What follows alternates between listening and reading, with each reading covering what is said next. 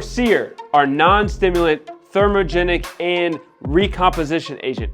Sear is a super cool product because it's going to help you utilize turning your white adipose tissue, which is for storage of fat, into brown adipose tissue, which is going to help with energy production.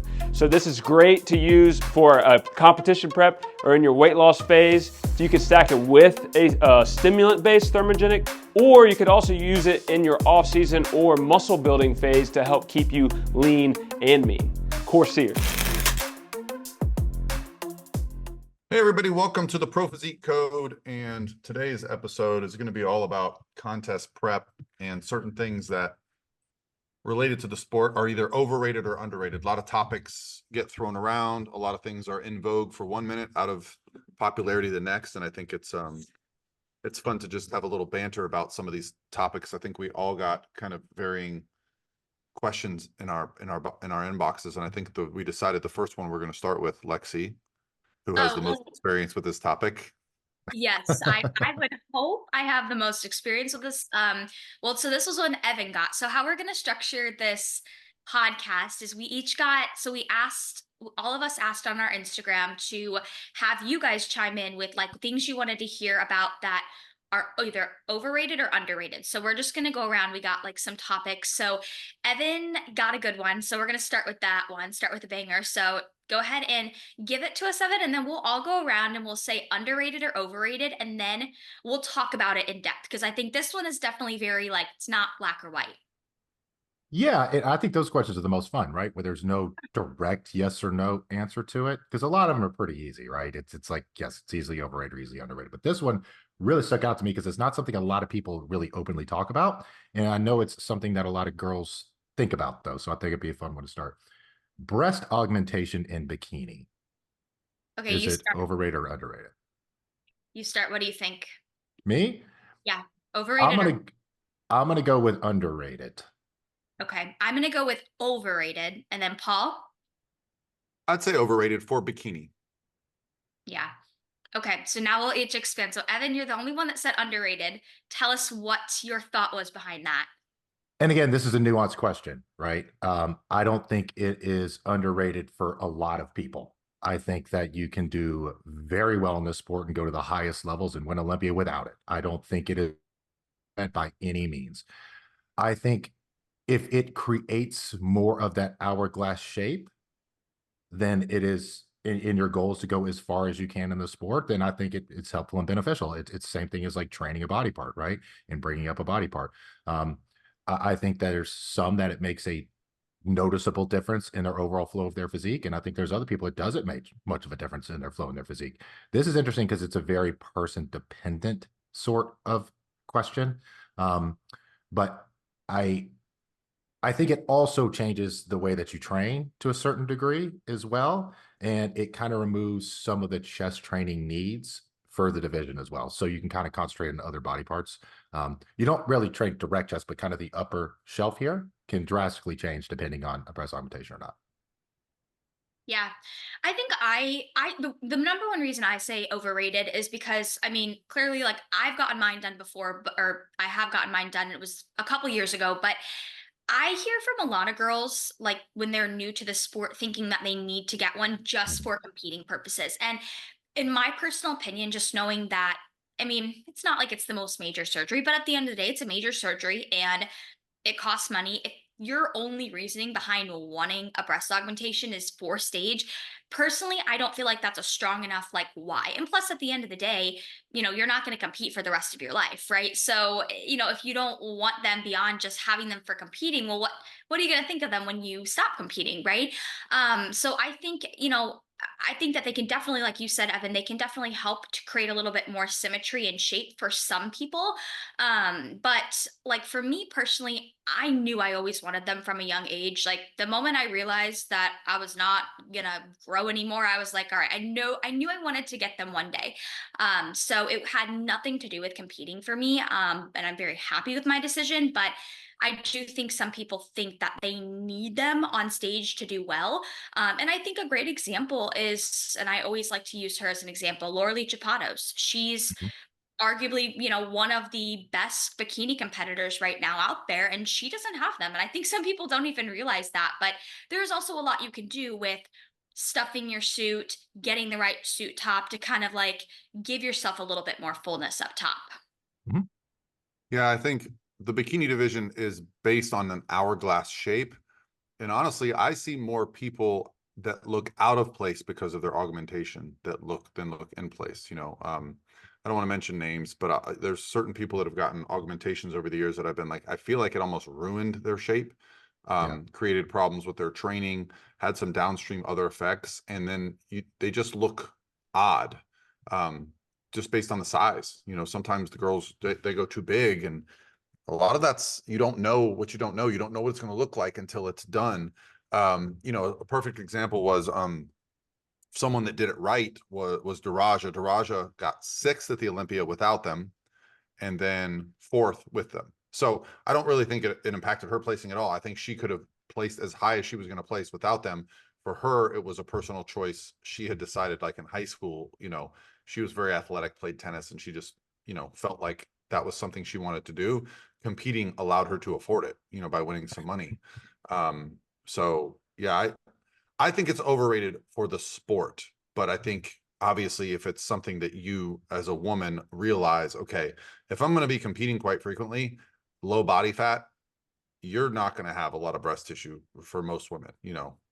Yeah. And I think another like really quick question that I get a lot on this topic is like, as a bikini competitor, when is the best time to get it done? Is it better to get it done when you're stage lean? Is it better to get it done peak improvement season? And if you have to choose, I would always say if you're going to do it, don't do it like right after your show, because you just never know. Like your implants could look very different when you gain 10, 15 pounds back. For some people, it's not impacted by that. But I would always recommend if you're going to get them done, wait a little bit after your season and, wait until you gain a little bit of healthy body fat back.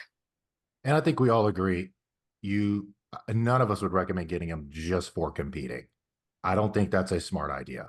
If you want them for your own personal life, sure, rock with that, rock with it. But don't do anything. Don't do it something like that just because you think it's going to improve your placing. I don't think that's probably the right route to go. Yeah, so that's pretty clear. I think you can make the case for either, and I do think there are some cases where I've seen competitors get them, and I thought, oh, it does help.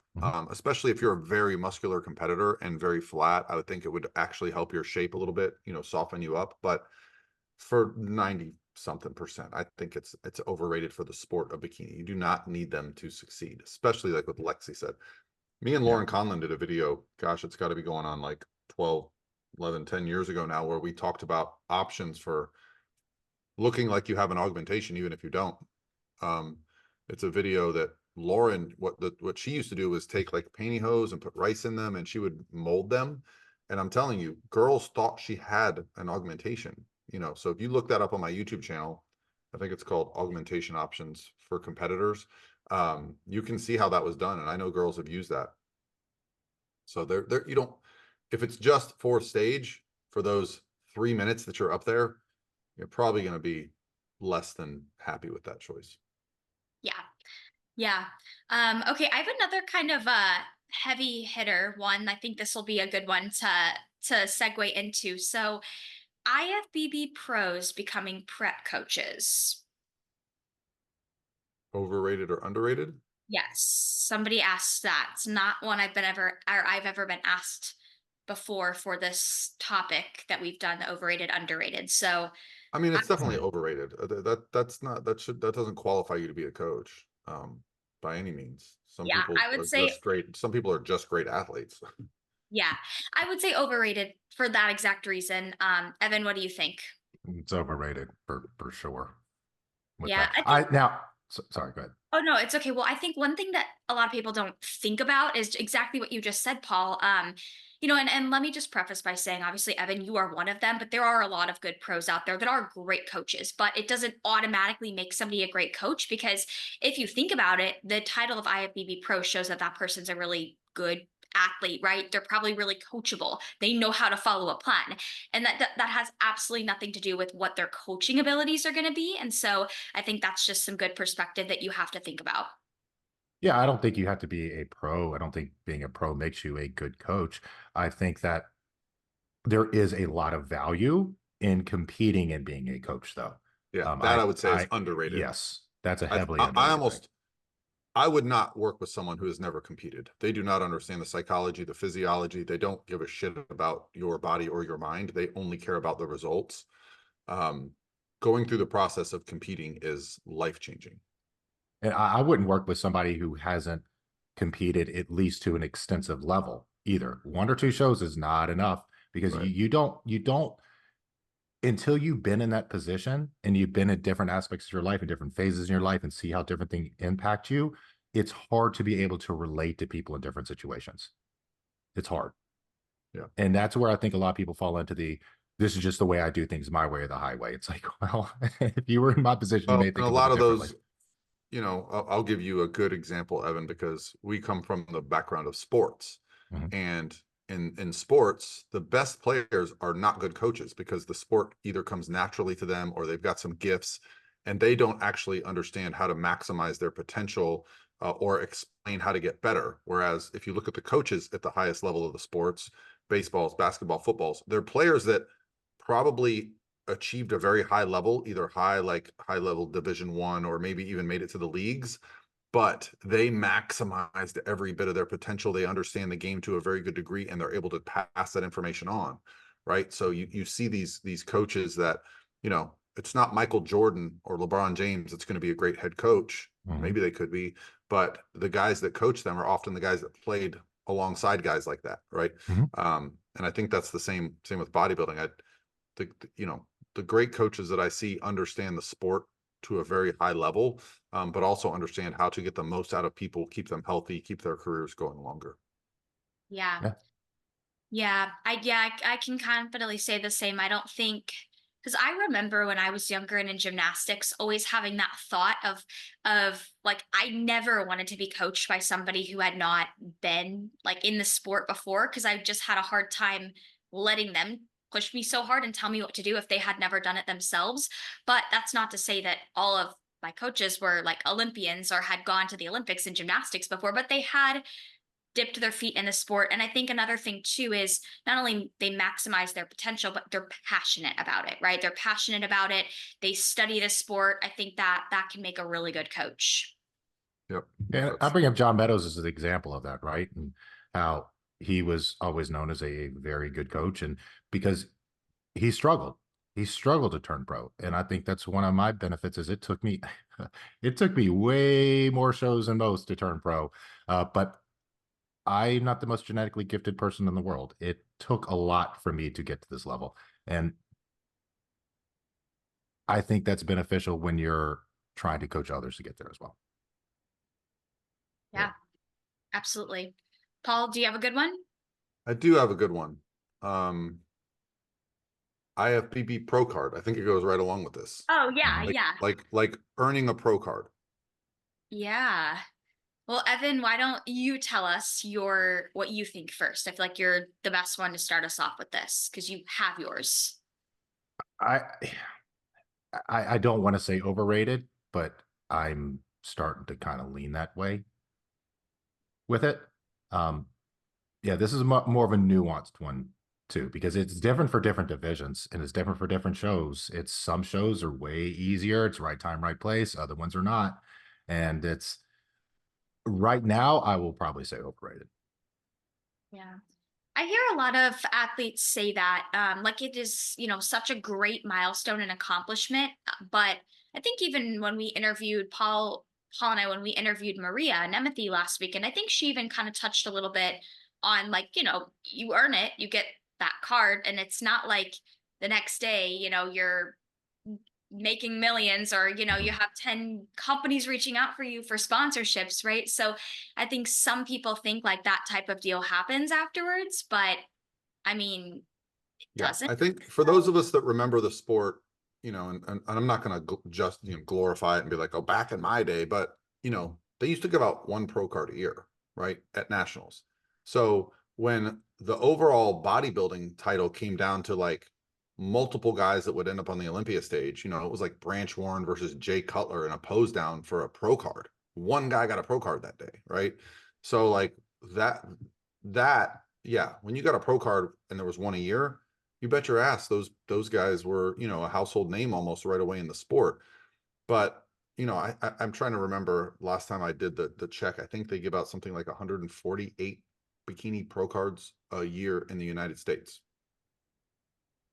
So it devalues it as far as like, you know, is it overrated or underrated? I would say it's overrated because although there's this great process for athletes to go from true novice to open to nationals to pro card, I think now almost like the tier for what pro card used to be is being like, I've gone to the Olympia. That to Yeah. me is like that thing that like very, you know, there's like what 50 to 60 girls in the world right now that have been to the Olympia in the last couple of years. You know, it's been like 52, but it's a lot of the same girls. So there's not this like huge list. Whereas like in the last what 4 years, we've had 600 girls get a bikini pro card. So you kind of lose like, you know, it's very exciting. But I think also now that we're starting to see the bikini numbers significantly down, it's 148 out of less. I don't know, you know, so like when they're giving out 16 pro cards away at a national show and there's 120 competitors there, you go, well, that's maybe more than 10% of the competitors are getting a pro card. Maybe that's too much. Yeah. Maybe they need to drop that down. Which is, as a coach, you go, whoa, but I make money off of holding up that pro card. But no, I would do well if I never even had a person turn pro. That's not for me the goal. That's exciting because I'm helping my athlete work that towards that goal. But I think currently in this current little bit saturated pro card time, you know, and I think they will adjust that. I think when they introduced these new divisions, they wanted to build up the pro ranks. But, you know, I think Lexi, Evan, we talked about this. The last two shows I've been to are very big shows. There was more pros than amateurs. Yep. Yeah. I don't think the sport survives with that. Yeah. Are you Yeah. thinking about this past weekend's show and then like Pittsburgh? Are those the two shows you're thinking about? Tampa and Texas. Oh, Tampa and Texas. Yeah. Yeah. I'll be curious to see when for this week, past weekend in particular, when the pictures are up, I'll be curious to see how many amateurs there were. Cause I felt like, Amateur competitors in Texas, well, at the Texas show. Yeah. about 100 total. Oh, wow. Okay. Yeah. So it's There's already a up. lot. It's on NPC News Online. Oh, okay. I think this is a little bit of a nuanced question too, because I think it's dependent on each person. I think it is definitely overrated if you think it's going to afford you anything better in this world. Yeah. If you think that it's going to make you money, if you think it's going to do something, it's probably not going to do a lot for that. For me personally, it meant a lot because it took a lot for me to get it. And I think anything you work very hard for that you finally achieve is valuable. So That's for the me, value. it was not underrated for me with that. Now for others, I mean, the class I turned pro, the one of the other guys that turned pro at that show, I think it was his second show, and I think he worked out for 6 months.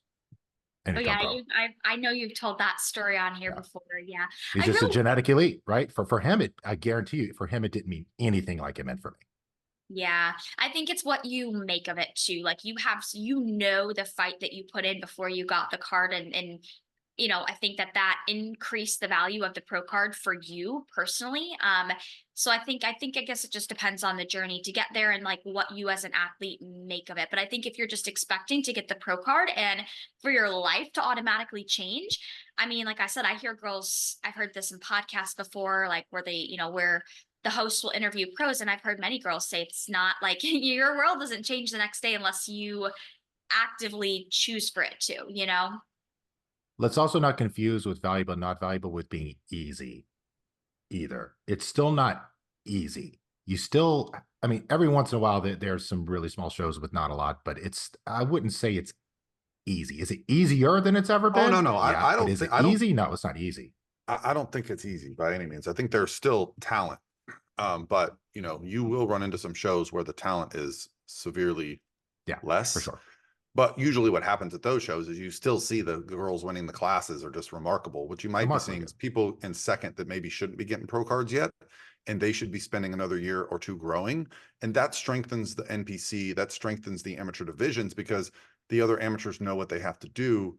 When you're constantly just scraping the top competitors off the top of the NPC, I think it's starting to have that effect where the pro ranks are so deep, there's so many of them, that they're getting discouraged. I've even asked some of my girls that turned pro, would you prefer to still be going to national shows? And some of them have said, yeah, you know, the nationals is fun. You know, let's say the only way to get a pro card was to win it overall at nationals. Just think what all those girls that are winning their classes are going to come back looking like next year. They're going to come up, you know, so it would change things a little bit. I don't know the right answer. Only time's going to really tell what that is. But I've just noticed. So I just pulled up the NPC. So for those that aren't familiar, last weekend we were at the Texas Pro, which is the week after the Tampa Pro. So very good judging panel. Tyler and Etela were both there. And so in Texas right now is the largest NPC state. They have the most competitors. So typically their shows are pretty well attended. I was told, don't quote me, there was 160 pros competing because they had multiple divisions, including open bodybuilding. You know, Andrew Jack was there. And there was about 100, what we say is in the business is hard. So like not including crossovers. So if you sign up for bikini novice, bikini open, and bikini masters, you count as one, not three, right? So sometimes people will be like, oh, there was 300 competitors. There was actually 100 and they all did 3 classes. There was about 100 competitors. The total number for bikini was 30 competitors, which that's fine, but that's pretty small considering you have that powerhouse venue, that lineup, and that's the biggest division in the show. Figure is going to be less than half of that at any show. And then I thought, okay, maybe classic physique was really big at this show. No. And then too, this is 3 weeks for North Americans too. This is and again, this is, yeah. I had multiple girls there that are getting ready for North Americans. There was, I'm looking at the classes. So it looks like for class A bikini, there were 4 girls, class B, 3 girls, class C, 5 girls, class D, 5 girls, class E, 5 girls, and class F, 6 girls. So there was never a call out. They were just on the line. And in classic physique, there was only 22 total, which classic physique is one of the bigger, you know, divisions right now. I've seen some larger numbers than that. So it's just interesting to me if the pro card is ever going to be overrated. It's going to be right now when the shows are a little bit smaller. And yeah, you know, and even as a coach, I would prefer less pro cards if it meant we keep the NPC stronger. Like winning an overall, like going to nationals and getting top 5. These used to be a big deal. I don't know. And honestly, like we go to a lot of shows. There are some pros up there that are still competing that probably couldn't win regional shows that won their pro cards years ago. Oh, I notice that all the time. And I think there's going to need to be something with this. Like you need to compete at least every 2 years or something to keep people going in this too. I don't know exactly what the answer is, but they're going to have to dial it back a little bit. But then again, you think about too, if you want to keep the NPC strong, right? Everyone wants that pro card now. So a lot of people, they get a little discouraged. Who knows if they want to continue with the sport. Yeah, but I think they're going to get discouraged like that. Then they're going to get discouraged once they get their pro card and they realize, you know, how far they have to go to like be successful at a pro show. I don't know. Time will tell, but I will definitely say right now, and this isn't any one athlete, but just as a whole, the pro card has slightly less value. Because I used to remember everybody that was getting pro cards. I don't know them anymore. I don't know them anymore. Yep. Yeah. Yeah. I like these though that we've been doing. They're all very thought provoking. Makes you think. Back on you, Evan. What's another good one you have? I'm trying to get one that's not completely obvious here. Well, we could do a couple short ones if you wanted. All right, here's a good one. Reverse dieting. Oh, I got that one too, and I'm glad I'm glad you said that one.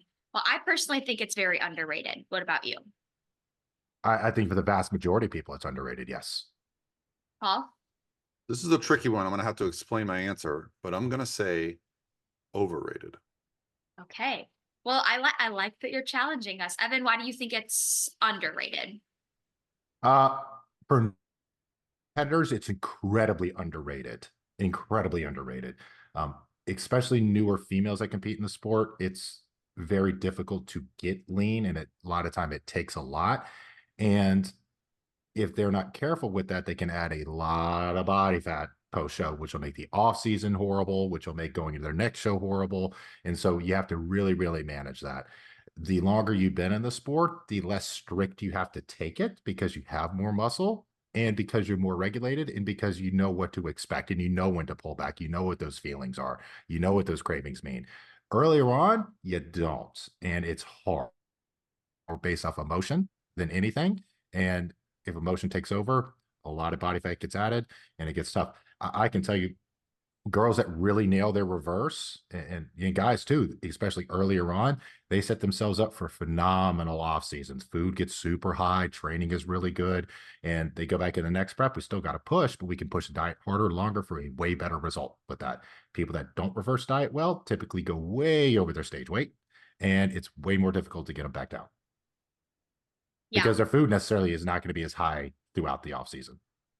Yeah, I would definitely agree with that. I think that for newer competitors, or just arguably, I would say all amateur competitors, because most of the time, most amateur competitors, the goal is to, or the feedback is to put on muscle. But I think it's very underrated. I think back to like when I first started competing, I didn't even know what the reverse diet was. Like I didn't know what it was. So of course I didn't even think about it. And I think that that's with a lot of, first time competitors who are newer to this, that especially if they hire a coach for prep, they're not even thinking about staying with the coach after prep, but arguably like that's the most important time, right? Because you don't want to have that post show rebound where you're up 20 pounds in 2 weeks, because that is not comfortable. And that's, that can be embarrassing for a lot of competitors. And that can cause a lot of just mental, like just it can cause you to fall down a bad path. But I think it's very underrated for newer competitors. And especially if you want to set yourself up for success in your next prep, you can't just start prep from a very low amount of food already. I mean, otherwise you're going to be struggling to get lean if that is the case. So I think it's very underrated for that reason. Valid points. My reason for saying it's overrated is because the idea of a reverse diet where the show is over, you've just been, depleted, run down, obviously we as a company have some tactics to keep our athletes healthier going into a show, but I think we are the far minority that do this.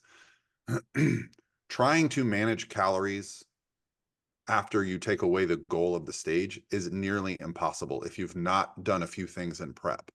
So if you're doing, 2-3 hours of stairs, 10 grams of fat, 180 grams of protein, and you're a 100-pound girl, I'm sorry, but when that show is over, you're going to struggle. You're going to struggle with binge eating disorder. You're going to struggle with body dysmorphia.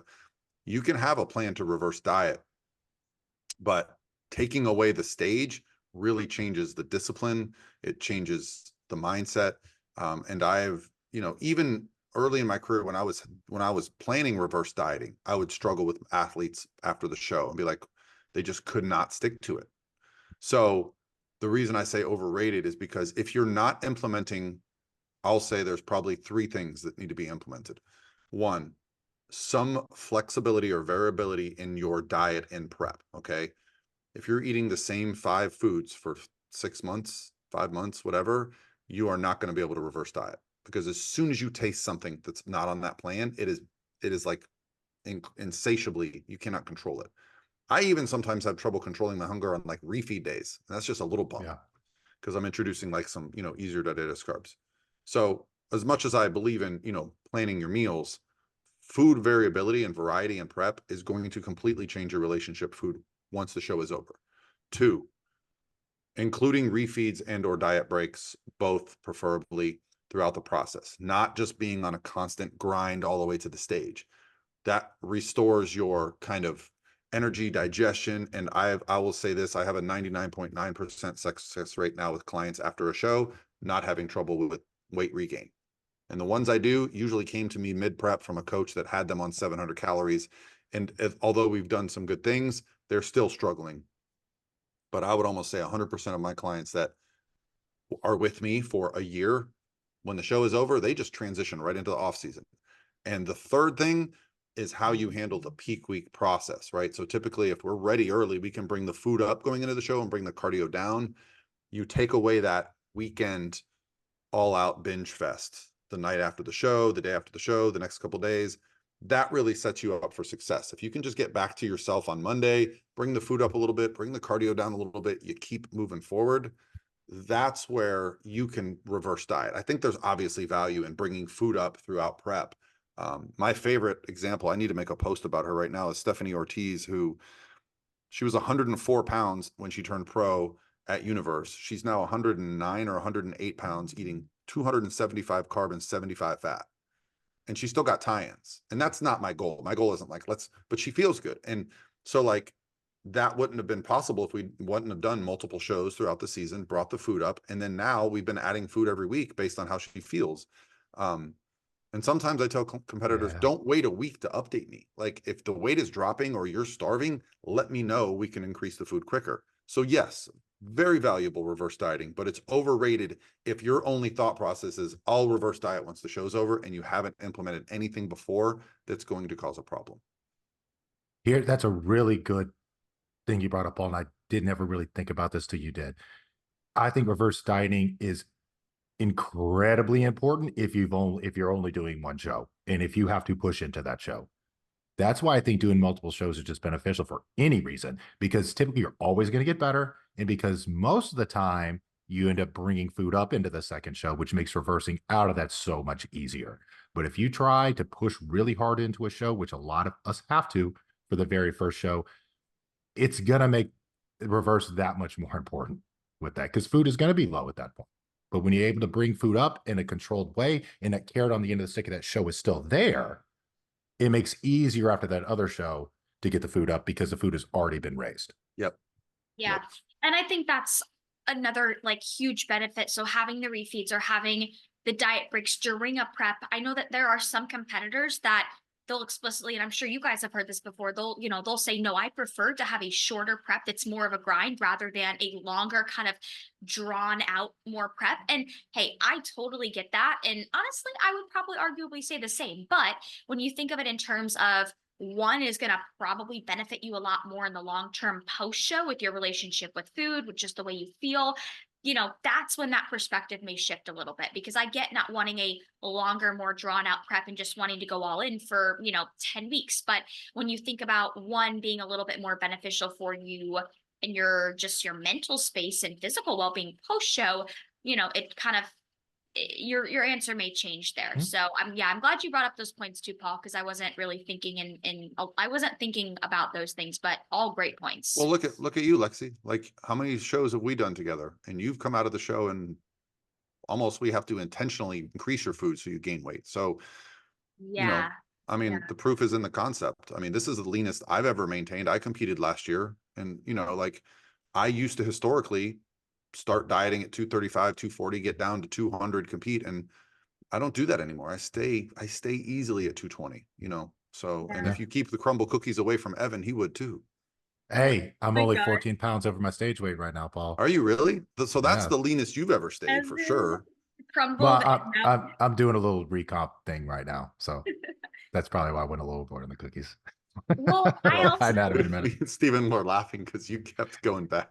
It wasn't that many cookies. It wasn't that Don't many. you worry, Paul. I got a full-on YouTube clip of Evan going ham on the Yes. crumble cookies, Now- so that'll be up in a few days. I didn't even want to order the cookies. Some guy named Paul I think it was me. was like, yeah. was like, we need to order cookies. That's Well, on I you, knew I Evan. was going to So I want made sure to do something it. sweet to end the day. I don't know. Everyone listening to this podcast, can you concur? Like when you are eating, sometimes I'm like, I know I'm going to want something sweet. And if I do recall, I think Evan ate my Pop-Tarts the night before. So I was out of sweet foods. Yes, I I did. remember, I think it was Friday night. I remember we're all like getting ready to go to bed and I walked out into the kitchen to like get water or something and I saw you, Paul, you had a Pop-Tart and you're like, I gotta end the night with something sweet. See, it's Yep, just yep, that's why I love Pop Tarts because they're so macro friendly, but they kick that sweet tooth for me. we do. Crumble cookies are obviously not macro friendly. I don't even look the macros. Just no thanks. I don't want to know. No, No, no, no, no. it's like sad. It's like they have the macros online for a No. fourth of a cookie and yeah, Yeah. it's just sad. Who's Well, eating a fourth of the cookie? no, I also think another thing too, just to like end the whole reverse diet talk is one of the best ways you can set yourself up for success post show on top of what we've already said is, you know, I feel like people who like they're always looking at food porn or they're like just I don't know, stocking their shelves with food before their show so they can have it post show.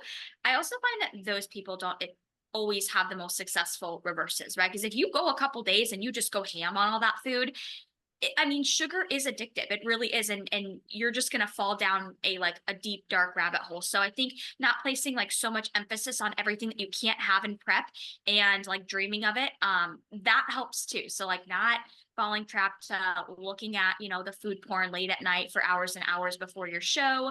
I think that can certainly kind of just make for a smoother post show because then you're not. It's just an easy transition. Like I know I always just crave like protein bars post show. I know that's kind of weird, but the post show is so much easier when you're not searching for all the food porn or stalking your shelves with all the things you can't have when you're in prep. For sure. My favorite post show. I went out. My client Ray Clark. You guys probably know him. Big natural bodybuilder. He's been a world champion. He's won NPC shows. Like he's just a good bodybuilder. We were at I think he had won the world championships for the NGA, and we went out to dinner after, and he got a personal pizza, and he's like, "Hey coach, man, can I get dessert?" And I was like, "What do you want for dessert?" And he goes, "Another pizza." But I mean, he's a 240-pound man on stage, so like, I was like, "Yeah, dude, eat. The season's over. You eat." Like, Yeah. Yeah. I thought he was gonna say like a cookie or ice. He's like, "Another pizza." That's funny. Yeah, I will always go for something sweet over something savory if I have to choose. But the Yeah, sweet I'm a savory all day, but I just have to have that sweet.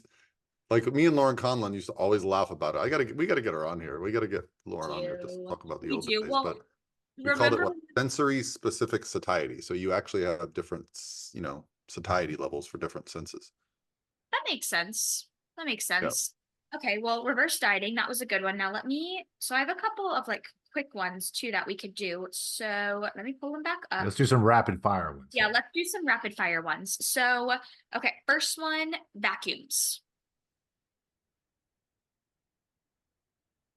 Ooh, I'll let y'all go. man, this is a hard rapid fire one. I am gonna say underrated. Or no, I'm sorry, overrated. And I can elaborate in a sec. I'll say overrated for most. Yeah. I would say overrated. I've never done a stomach vacuum in my life, and I always have the best core on stage when I compete. Like great for you if you find value, but I don't.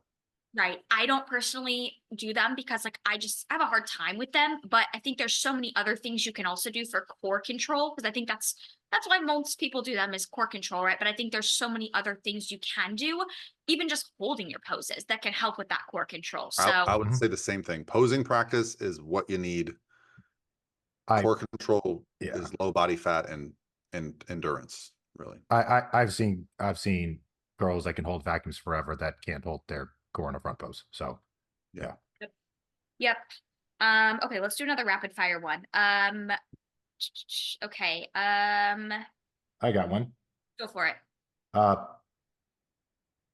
Pre-workout food. Pre-workout food? Yeah. Are we talking like Yeah, you got to explain what you mean by that because that's like which way eating pre-workout. Okay. Let's kind of actually I'll adapt this a little bit so it makes more sense. Training fasted.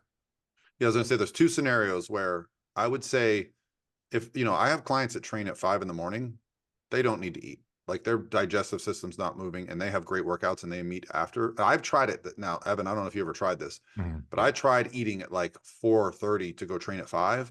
I was a mess the entire day. I could not I was so starving all day. I don't know. It like it was a mess. So yeah, I would say a proper pre-workout meal is probably underrated, but I don't think you need to eat right before you work out to have a good workout. Yeah, I think I would agree 1000% with that. If you are, because I don't like my clients training fasted unless it's like a 4 a.m., 5 a.m. workout, because I am the same way. If I try to eat at that time of day, like my digestion is just not moving. And if I eat before I train, that would make me feel worse. And that's obviously very counterintuitive. But I think if you're somebody that trains any other time of day, so later in the morning, afternoon, or evening, pre-workout like food or having a pre-workout meal or snack, I think it's underrated. But like you said, Paul, it's not like you literally need to be shoving food down your throat as you walk into the gym. I would say off season, it's underrated in an off season setting. In prep, I think it's underrated. I'm sorry, overrated in a prep situation, Yeah. but Well, underrated in off season. I think in prep, I think it's really important in prep because one of the goals in prep is you want to keep your training intensity as good as it can possibly be, right? So even as your carbs continuously get lower, regardless of how low they get, I would always arguably say you want to be rationing a good amount of your carbs pre-workout, because that's going to allow you to keep that training intensity as good as it can be Yeah. in deficit. Now I'm going to throw a little caveat in here because we're talking about training fast, and I automatically assume it's like 4:30, 5 a.m. training in the morning where you really don't have an opportunity to eat. And the reason I say off season with that is a lot of times in off season, you can have a larger meals later on in the day, which is pretty much a pre-workout meal in general with that, because you're not burning through your glycogen anyways throughout the night. So I mean a bit more of that way with it than anything, but yeah. Yeah. No, that's a good one because I got that question. I got that one as well. Now here's another quick one. I feel like I know what we're all gonna say. Ice baths or a cold plunge.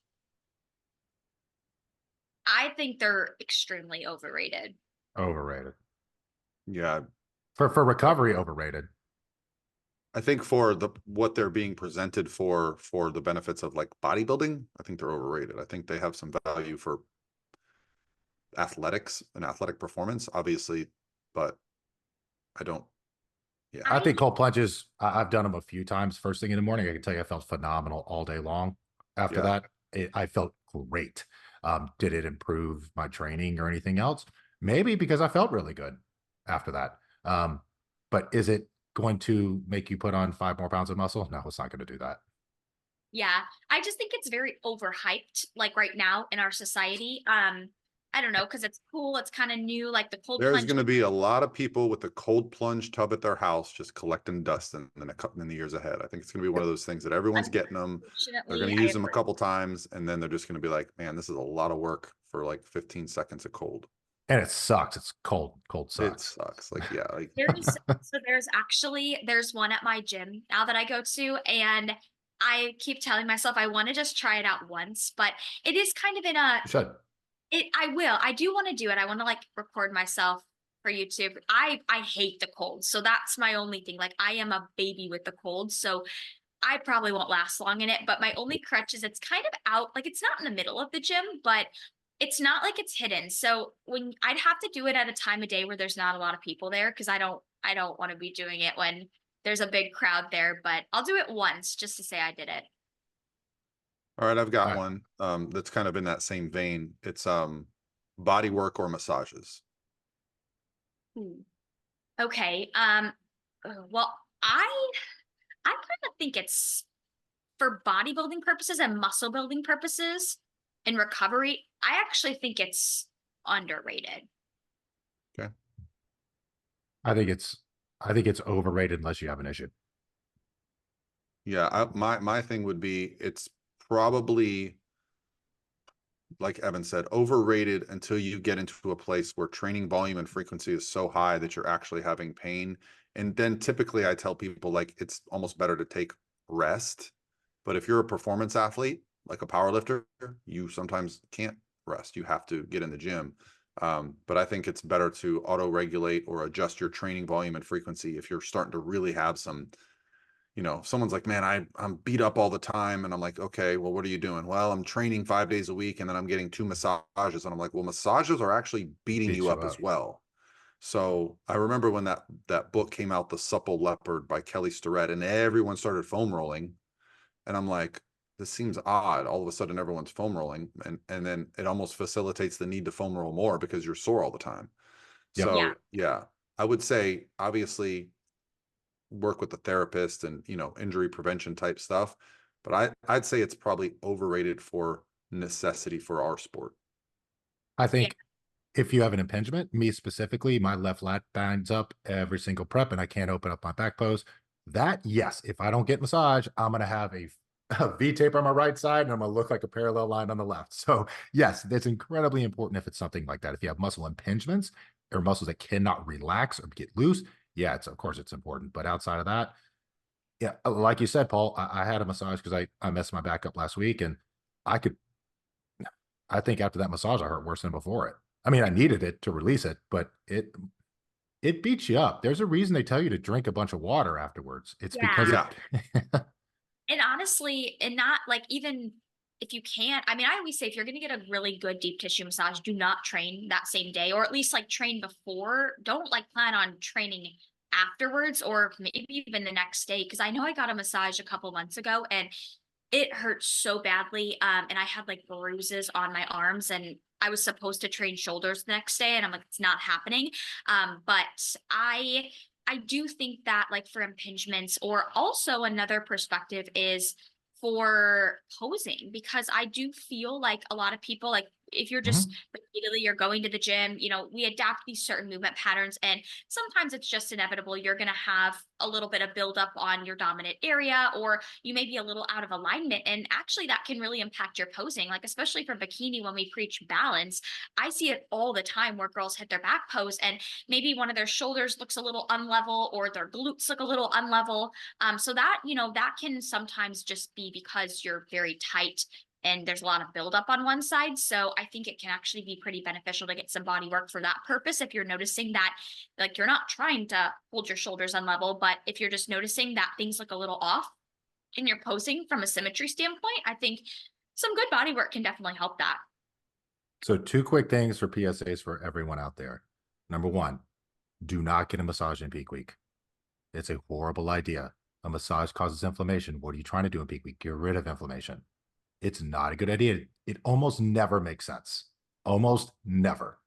Now, the other one is look up thoracic spine mobility. Just YouTube it, look up some of those movements. If you have trouble getting in your poses, it will completely change that. If you have shoulder issues, it will completely change that. If you have a lot of back issues, it will completely change that. So thoracic spine mobility. Yeah.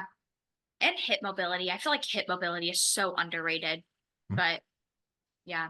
Okay. You guys want to do a couple more quick ones? Yeah, I had a good one. Step count, tracking steps in prep, overrated or underrated? In prep, I think it's underrated. Underrated. I'd say it's wildly underrated because that's probably one of the first things when that data came out that I noticed a huge difference because prior to that, when someone wasn't making progress, you were like, okay, we got to adjust the calories and cardio. But looking back, I can clearly remember times where increasing my cardio decreased my activity throughout the rest of the day. I have very clear memories of going, you know, yeah, my buddies want to go shoot baskets, but I got to do hit cardio later. So I'm just going to skip basketball and go do hit cardio. Guess what happened? I just traded something I love doing for cardio. Same thing with like steps. Like, you know, if your coach increases your cardio from 30 minutes to 45 minutes, so you just skip walking the dog, now your dog's getting fat and you're going to have to do more cardio anyway. Right, right. Well, and it's like I think you've said this in prior podcasts, Paul, but it's like think about when we were all kids and you know, some people always think, "Oh, I wish I had the metabolism when I was, you know, young again." But it's also like at the end of the day, you're probably moving a lot more when you were younger, right? Like little kids most of the time do not sit down, you know, they're playing How many outside. people go on vacation and come back and they're like, wow, I can't believe I didn't gain any weight. I wasn't tracking calories. Well, what'd you do? Oh, well, we were in Italy and we just walked everywhere. Yes. Ding, ding, ding, ding. You became a kid again. You Right. went to a Yep. water park in Mexico and had to climb 1,000 ladders, and you don't realize how sedentary life becomes as an adult. Yeah. I think for all these reasons, it's vastly underrated. I mean, I think for a very, very tiny fraction of people, more so, we'll say like lifestyle purposes or in the reverse diet, it can be a little overrated because some people get a little too obsessed with it, but that's not most people. So I think in prep, it's definitely very underrated. Yeah, and one thing too is I have a couple of clients that I swear, like if they don't walk 20,000 steps a day, it's like they have an aneurysm on there. I'm like, okay, there is a limit there to where you start getting diminishing returns on things. Right. And it's about being smart. You can't overdo steps too, people. You can, especially if there's cardio involved with that. So it's about a balance, and that's why you got to get a good coach to help shift through Yeah. all that. Yeah. Yeah. Here's kind of a quick one. Band exercises for glutes. Warming up, underrated. Yeah. I mean, if you're training with a specific person like Brett and he has you in the gym and he has bands on the machine, underrated. But if you're just in your own gym with your bands doing little, side laterals or that overrated. Like, Yeah, I think if you're thinking band work for glutes in terms of like building muscle, very overrated. But for warming up and like activating and stimulating the Right. muscle at the beginning, I think it can be very, very much so underrated. Or, like you can use it. Like I love putting a band above my knees for hip thrusts for a little added Mhm. resistance. I think that can be, I mean, that can definitely be very underrated. But I think if that's the bulk of your glute workout and you're expecting to build muscle from that, that is a very overrated thought. Yeah, I'm really big on programming this now for glute activations before leg days, and a lot of that's like just resistance bands, RDLs. I think those are super, super helpful for helping people learn to activate their glutes before they go into things like hip thrust, just to make sure, that you feel it. I think activating a muscle, not working it, but getting it activated, getting it warm is incredibly helpful. Incredibly helpful. But for putting on muscle or training, I think it's a lot of fluff. Yeah, no way, Jose. Um, okay, this is another one that's like kind of very similar to that. And somebody asked about mind muscle connection in the gym. Do we think that is overrated or underrated? Ooh. In general, underrated. yeah. But you don't want to, yeah, I would general underrated.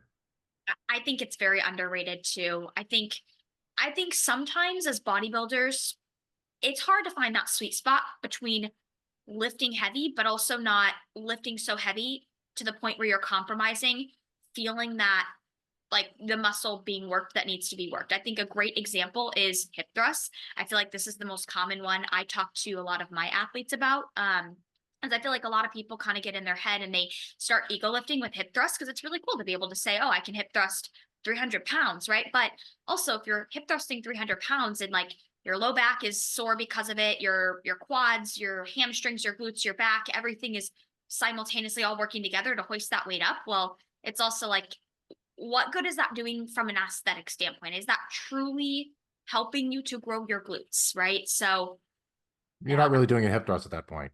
You're not exactly. even doing the point of the movement, right? So I was explaining this to someone at the event we had this last weekend.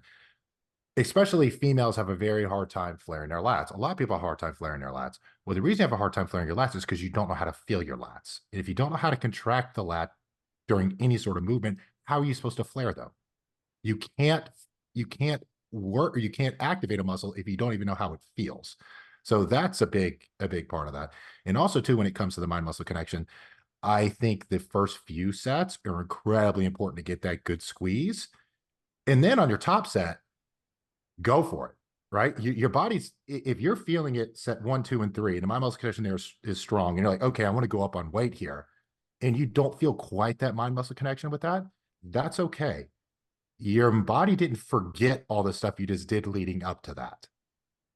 So I think there is a little bit of nuance when it comes to that. So again, just like everything, nothing is exactly black and white. Yeah. I mean, that's the value of compound exercises. When someone's like, Coach, I don't necessarily feel my glutes on a hip thrust. I'm like, well, that doesn't mean they're not being used. It's impossible for you to extend your hips without using them. The value is you're also getting the benefit of some other larger muscles that can help you overload them. So yeah, like obviously the warm-ups, I call them like activation sets. I always, you know, I'm 48 now, so Primers. I'm always I'm always like doing a couple movements. But then yeah, once I'm getting into my working set, when I'm doing an incline dumbbell press, I'm not like, is my chest active? Is my chest active? I'm like, listen, I've got my position, I've got the load. I know those muscles have to contract for that weight to move forward.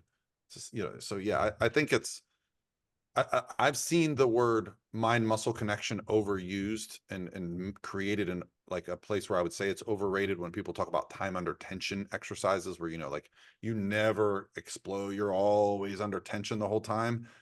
I don't agree with that training. I think at some point you've got to put a little weight through the muscle Yeah. appropriately for your body. You know, my go-to exercise when I think about that is side laterals. You know, when I used to coach a lot of men, you know, they're reporting that their side laterals are like 45, 55 pounds, and yet they don't have a shoulder cap. Meanwhile, I've got, you know, bikini competitors that are using 12.5 pounds and they have incredible round shoulders, but they're getting more out of that exercise because they're not swinging it and using traps and, you know, so. Yeah, you don't have to keep lateral raises. It's a perfect example. You don't have to keep tension the entire time on the muscle. A benefit of keeping tension the entire time on the muscle is the fact you won't use momentum with that. Right. But you don't have to keep tension the whole time. But you also want to make sure that you prime and start the movement with your side delt, not your traps and everything else. So again, kind of nuance to this. And talk about priming the muscle, right?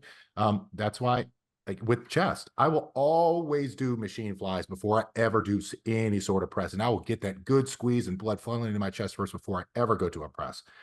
Same things like with quads. Nick Walker was talking about this the other day, how he does leg extensions before he does leg press to make sure he fills that blood with muscle or that muscle with blood and that it's good and pumped before he goes in there. If you pump a muscle a little bit before you try to do the core movement with that muscle, you will notice a difference. Oh yeah, absolutely. And here's like a little random side note. I feel like also if you are really struggling with feeling like you're activating your muscles while training, consider taking your phone and putting it on airplane mode when you go into the gym. That way, no messages come through. You can't like check any messages, emails, because I feel like that has always made a big difference in my training. Whereas, like, if I'm training and I'm getting dinged from messages or emails or phone calls, like that always just kind of frazzles my brain and takes me elsewhere mentally. And I'm physically there, but like mentally, I'm not present. So it makes my training a lot more just kind of lackluster. So that's another half too. Put your phone on airplane mode because, I mean, I would say leave your phone in the car, but like, who does that? Who wants to leave their phone in the car? And A lot of us use it for the music as well and stuff. For sure, for sure. Well, do we want to do one more?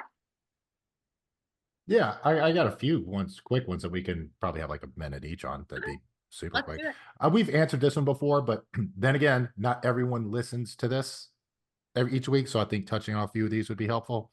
Fat burners. Oh, overrated. I mean, the fact that they're called a fat burner makes them overrated. If they called them what they were, which is a thermogenic supplement, great. But yeah, I think people take it and think, oh, I'm taking a fat burner. I'm burning fat. Yeah. I mean, they're overrated. There are good products out there and they can help with energy and they can help you feel good, which can help you perform a little bit better, can help you move more, give you more energy, which will help you burn more fat. So in that case, underrated, but is fat burners.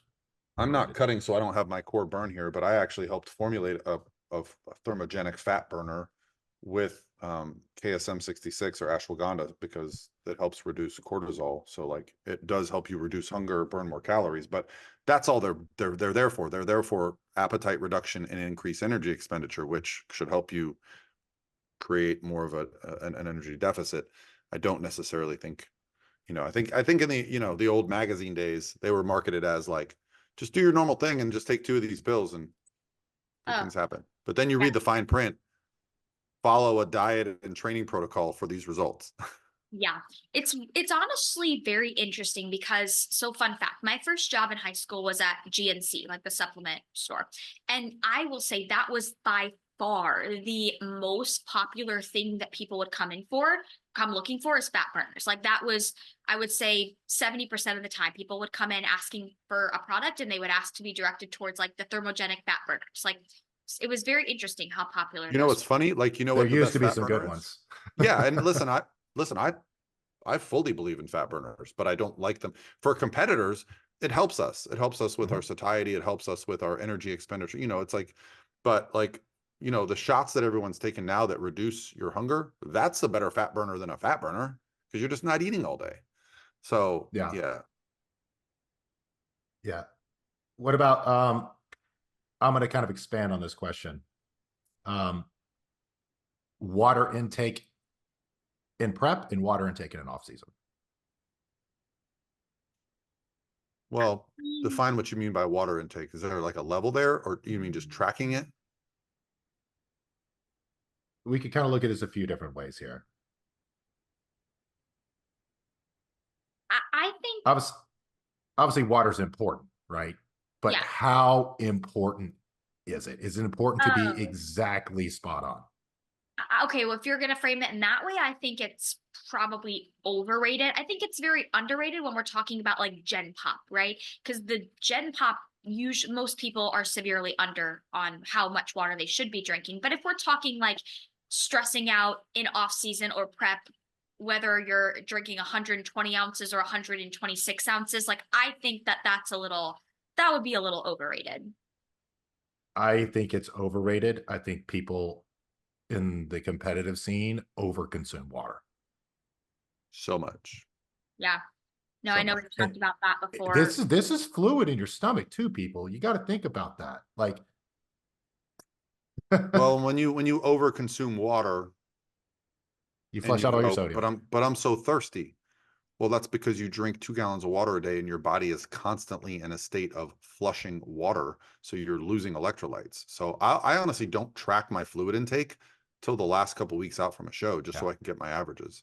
And this is why when I send plans to athletes, I don't put how much water to drink. When they ask me, I'll say, listen, if you're getting about 100 ounces of fluids a day, that's a good baseline. But that includes everything, like even if it has caffeine in it, it's still fluids. Now, if you sweat more, if you're in a hotter environment, if your job requires you to move more, increase or decrease based on need. I've had some competitors be as few as 70, 80 ounces of water a day, and they're fine. So it's I'd say I used to get, man, we bring up Lauren Conlon a lot, or I have this, she was constantly drinking water. Like if she didn't have water in her hand, she was not happy. And I used to always laugh because like we'd get on a flight for 2 hours, she'd get up 3 times to pee. But that's a self-fulfilling prophecy. You're going to be thirsty because you drink too much water. Yeah. If you drink a lot of water, like you're flushing most of the sodium out of your body. And especially if you underconsume sodium, the sodium to water balance is what hydration is for the most part. So if you're flushing out all that sodium, you're going to be thirsty and you're going to actually almost dehydrate yourself by drinking so much water. Yeah. Do you have another quick one that you wanted to do? I know you said you had a couple. Mine was waist trainers, but I think did we discuss that? Oh, we've talked about this one before, and I got this one too. I got it too. Overrated. Next. Overrated, 1000%. Completely overrated. Yeah. Yeah, and I mean, I can speak personally. Like, I have one. I've gotten one before. I don't wear it anymore. I mean, I've worn it before. I don't know. Sometimes it's just like you like the feeling of that, especially in prep. But in terms of having a benefit of like shrinking your waist or whatnot, I don't think it's highly overrated. Yeah. It was funny. I was getting a massage the other day and the massage therapist asked me about it. And I was like, well, do you know, it's kind of depend if you needed to control your waist or something like that, it's fine. I was like, why do you ask? She's like, oh, my 12-year-old daughter asked for it because all the girls in school are wearing waist trainers now.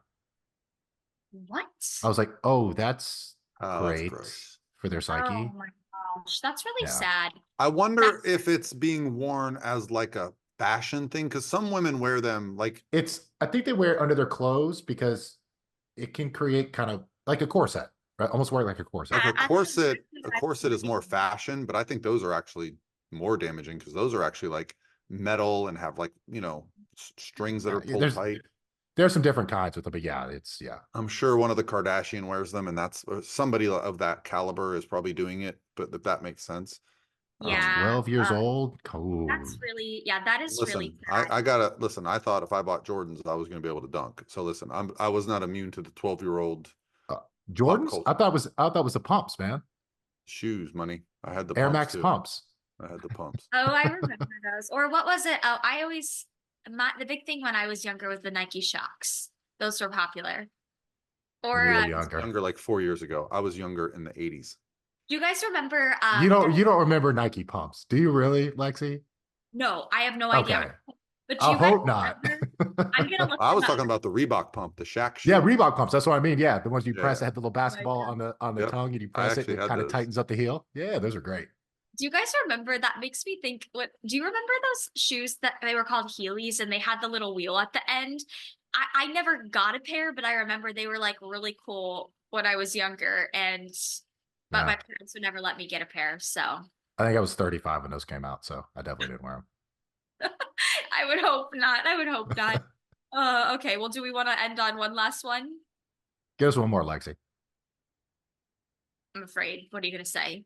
No, get us one more. No, you Question. said Oh, I thought you said you had like, here's one more, Lexi. Oh, no.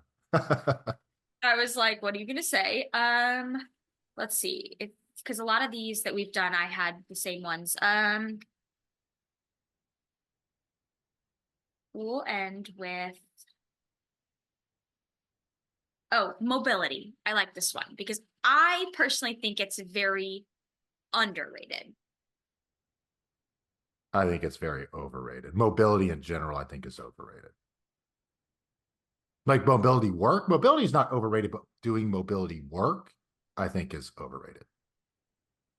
I don't know. It's one of those situations where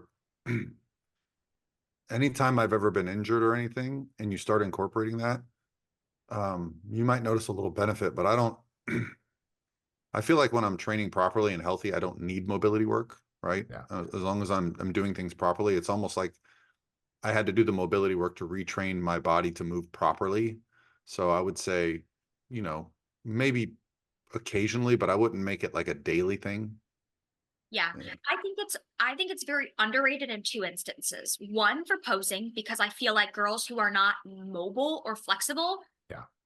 are like, I hate to say it, like suck at posing. Like if you're not flexible and you don't have especially that lower like lumbar spine mobility, your posing is really going to suffer. And then I also see it being very underrated for glute activation, because a lot of people suffer from, like in kinesiology, what we call lower cross syndrome, just because you sit all day, your hip flexors are super tight and overactive, and then that kind of shuts off your glutes and makes them very hard to activate. So a lot of times if you're struggling with activating your glutes, sometimes just some hip mobility can really, really make a difference. So those are the two main instances I would personally say it's very underrated for. I would agree with both of those for sure, Yeah. especially So like I was talking a about couple of years thoracic spine ago, mobility. I had a shoulder issue, and it was just from sitting, right? It was from working like this, and I started to have some real complications. I thought it was very serious. It turned out it was just my supraspinatus was shut the hell off, and then it was causing all these effects.